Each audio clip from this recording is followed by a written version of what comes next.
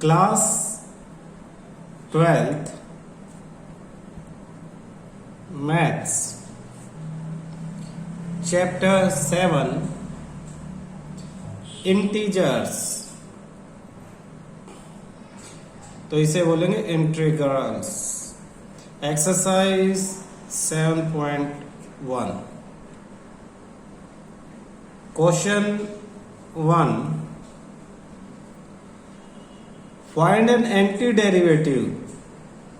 Find an anti derivative, या फिर हम इसे इंटीग्रल भी बोलते हैं, integral of the following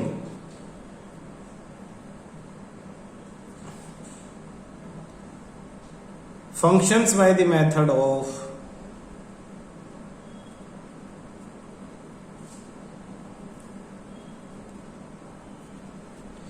inspection।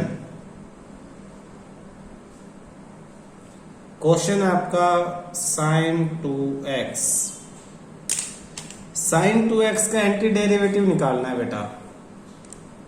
तो आपको ना जनरली सोचना पड़ेगा, anti derivative sin 2x is a function of x whose derivative is sin 2x।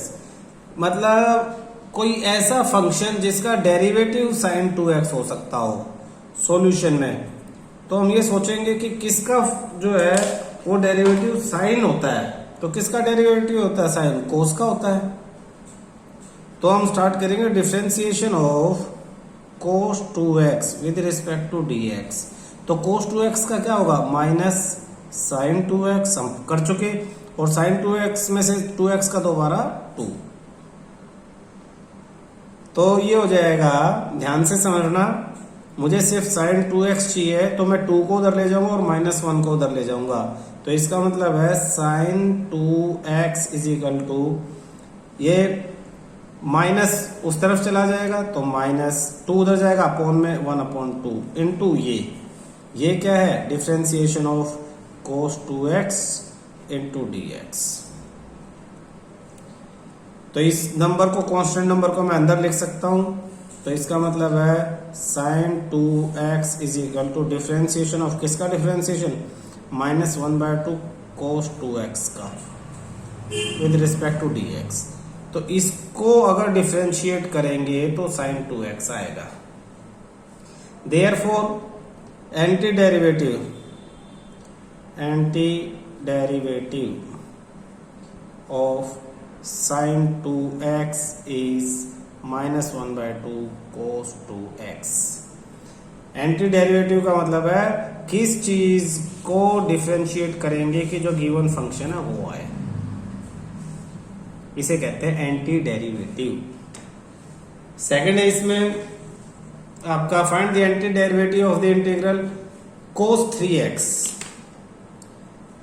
तो क्वेश्चन सेकंड में आपके पास आ जाता है cos 3x। तो cos 3x किसका फंक्शन है? देखना सॉल्यूशन, अगर डिफरेंशिएट करें, अंदाजा लगाएं तो sin 3x with respect to dx। sin 3x का क्या होता है? cos 3x, और 3x का दोबारा 3, ये होता है। लेकिन हमें क्या करना है? हमें तो cos 3x चाहिए, तो ये 3 उधर चला जाएगा, बिल्कुल वैसे ही सारा।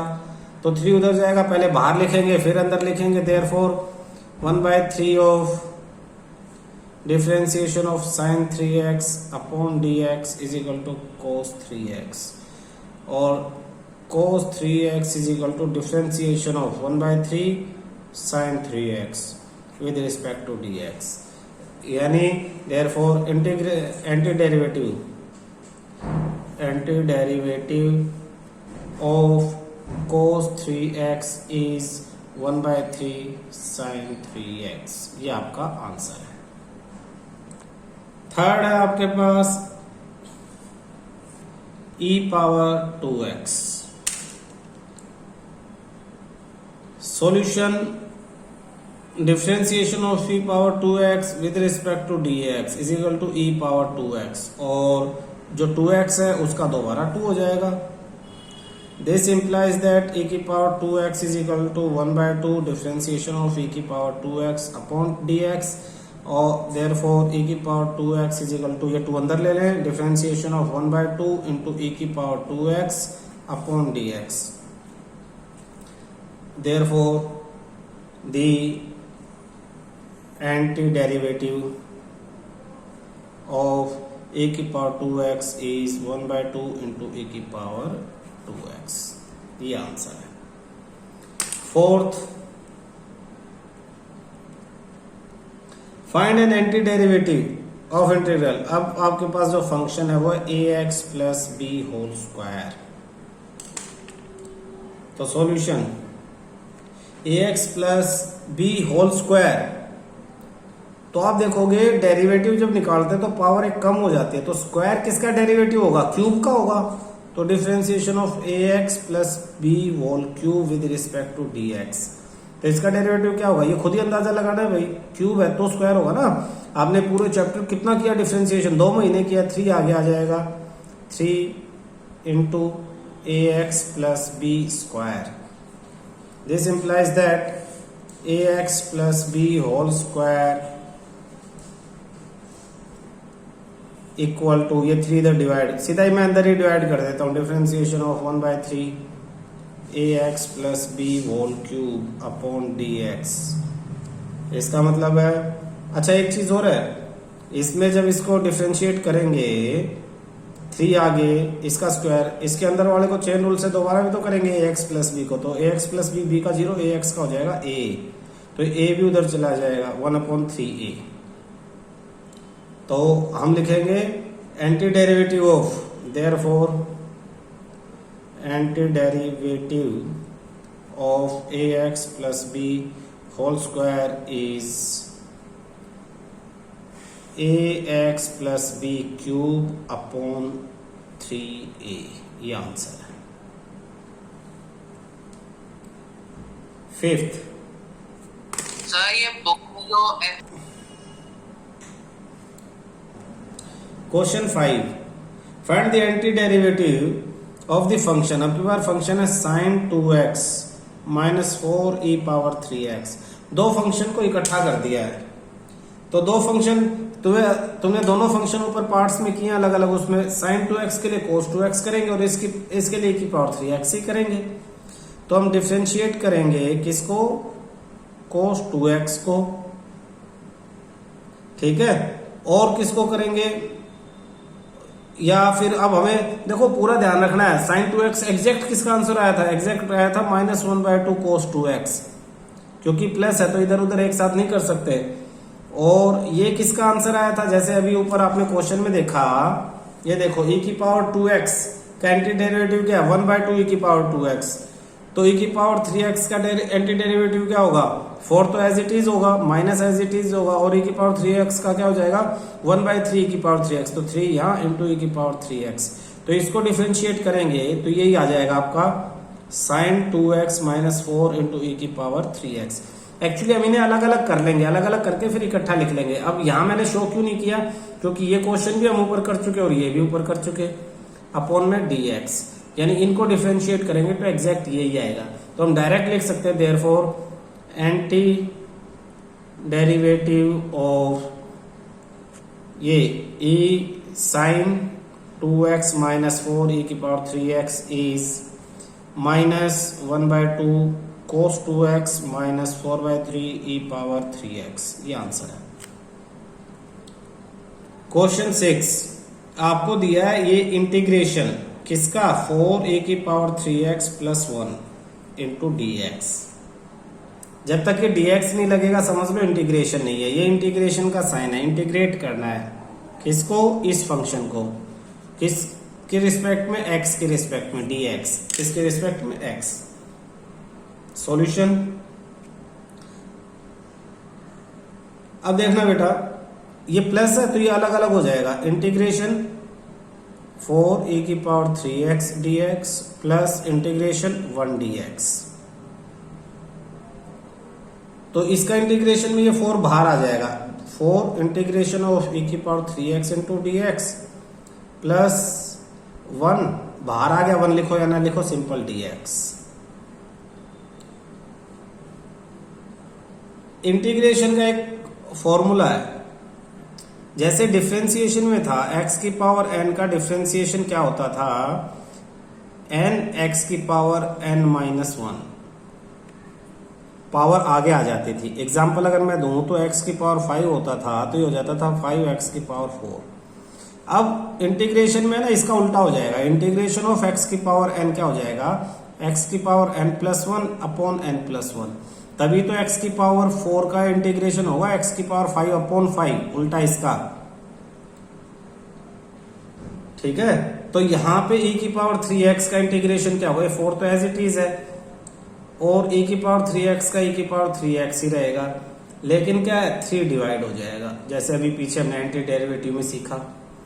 प्लस यहाँ पे x कुछ नहीं है, x है ही नहीं, इसका मतलब x की पावर 0 है, x की पावर 0, 1 है तो x की पावर 0, x की पावर 0 की वैल्यू 1 है, तो जितनी पावर होगी एक बढ़ जाएगी तो अब हो जाएगी x की पावर 1 यानी सिर्फ x।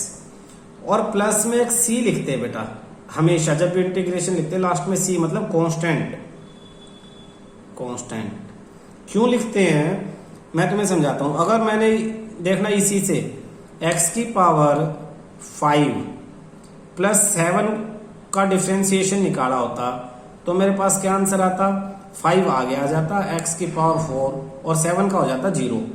लेकिन जब मैं इसका दोबारा एंटी डेरिवेटिव निकालता तो x की पावर 5 और 5 नीचे, तो 5 से 5 कैंसिल, x की पावर 5 ही आता। ये 7 दोबारा नहीं ला सकता मैं, जो कांस्टेंट डेरिवेटिव में 0 हो गया उसको इंटीग्रेट करके मैं उसी कांस्टेंट को दोबारा नहीं ला सकता, इसलिए उस कांस्टेंट का मुझे पता नहीं है क्या है। तो ऐसे किसी कांस्टेंट के लिए हम प्लस में c लिख देते हैं। तो जब भी किसी चीज को इंटीग्रेट करते हैं तो आंसर में उसके साथ c जरूर लिखते हैं। हाँ, तो मैं आपको बता रहा था कि ये c क्यों लिखते हैं, क्योंकि डिफरेंशिएट करते हुए कांस्टेंट 0 हो जाता है और इंटीग्रेट करते हुए वापस उस कांस्टेंट को ऑब्टेन नहीं कर सकते, इसलिए कभी भी किसी को इंटीग्रेट करते हैं तो लास्ट में c लिखा जाता है। ये रूल है, याद रखना। अगर ये रूल याद नहीं रहा तो बड़े बड़े क्वेश्चंस गलत हो जाएंगे। तो आंसर क्या आ गया आपका, इसको इंटीग्रेट किया हमने, ये हमारे पास क्वेश्चन था, इसको इंटीग्रेट किया तो हमारे पास आंसर आ जाता है 4/3 into e power 3x plus x plus में c। आंसर क्वेश्चन 7,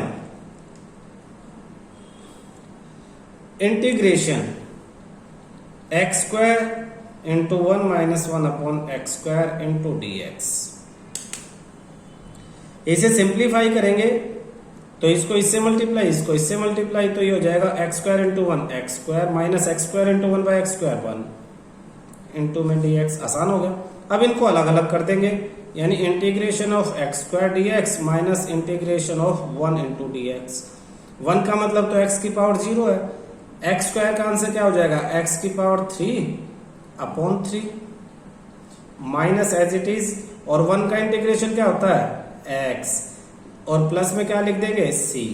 जैसे डिफरेंशिएशन x का डिफरेंशिएशन 1 होता है तो 1 का इंटीग्रेशन x होता है।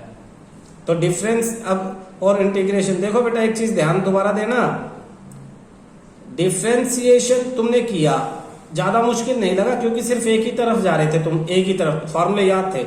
इंटीग्रेशन में वापस आना है, जब दोनों के फॉर्मूले होते हैं तो बच्चे कंफ्यूज हो जाते हैं बहुत सारे फॉर्मूलों में कि डिफरेंशिएशन का था या इंटीग्रेशन का, तो कॉन्सेप्ट बड़े क्लियर रखने हैं तुम लोगों को। Question 8, integration ax square plus bx plus c power dx। तो अलग अलग कर लेते हैं इसको, अलग इंटीग्रेशन ऑफ कांस्टेंट है तो बाहर ax square dx plus bx dx plus में c इंटीग्रेशन ऑफ dx। यहां कुछ नहीं है तो 1 है, 1 का x हो जाएगा, ध्यान रखना। तो answer a as it is, x square का x cube upon 3 plus b as it is into x की पावर 1 है तो 2 अपॉन 2, एक बढ़ जाती है और अपॉन में भी वही number, plus c as it is, x की पावर 0 है तो x, और प्लस में एक और c constant.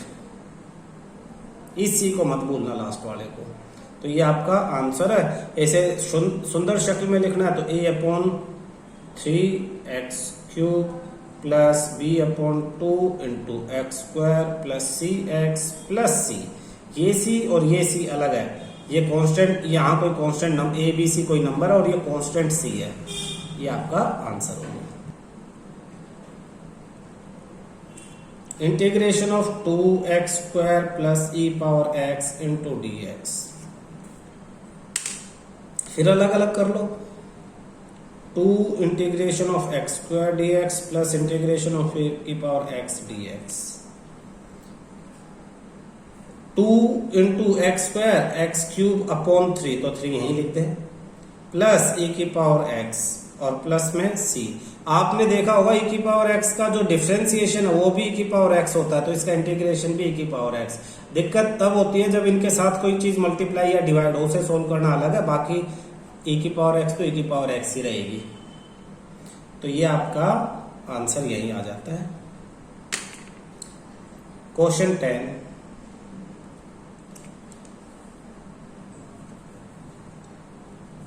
Integration of √x -1/√x whole square dx।